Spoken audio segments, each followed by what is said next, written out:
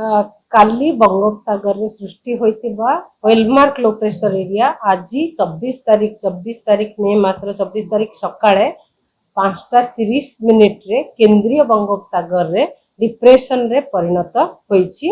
एहार गति उत्तर पूर्व दिग को रहिबो एवं अधिक तीव्र होई 25 तारीख सकाळ सुधा साइक्लोनिक स्टॉर्म रे परिणत हेबार संभावना रहिछि। यहाँ पर साइक्लोन प्राय उत्तर दिग को गति करिवार संभावना रही एवं 25 तारीख सकाळ 25 तारीख राति सुधा सीवियर साइक्लोनिक स्टॉर्म रे परिणत होबार संभावना रही। यह प्राय उत्तर दिग को गति करी चलिबो एवं 26 तारीख मध्य रात्रि पाखापाखी सागर आइलैंड एवं खेपुपरा मझिरे बांग्लादेश एवं यह सहित लगी रही वेस्ट बेंगल कोस्ट दे क्रॉस करिवार संभावना रही।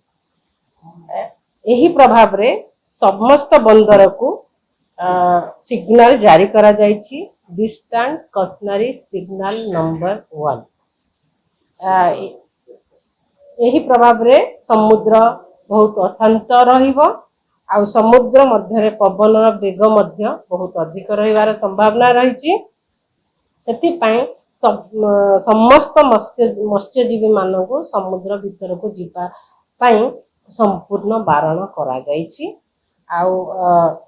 ओडिशा उपकूल अंचल रे 25 तारीख रे 40 रु 50 किलोमीटर स्पीड रे गति रे पवन बहिबो एवं बेले बेले 60 किलोमीटर पर आवर भी हबार संभावना रही। सेटा मोस्टली 25 तारीख संध्या बेला परठारु आउ धीरे धीरे पवन गति ओडिशा उपकूल रे बढ़िबार संभावना रही।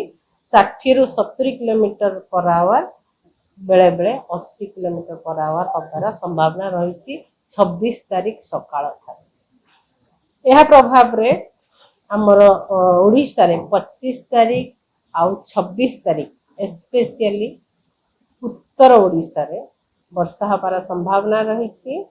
अनेक स्थान रे कोस्टल ओडिशा रे अनेक स्थान रे वर्षा रहिबा सहित गोटे दुटा स्थान रे प्रबल वर्षा रहिबार संभावना रही।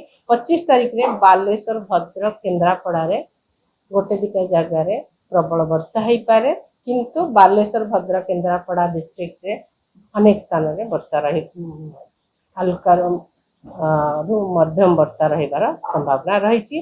26 तारीख रे प्रबल अति प्रबल वर्षा गोटे दुटा जगह रे रही पारे सेटा होची भद्रक और बालेश्वर आ प्रबल वर्षा रहिबार संभावना रही केन्द्रापड़ा और मयूरभंज रे प्रबल वर्षा गोटे दुटा जगह रे हेबार संभावना रही।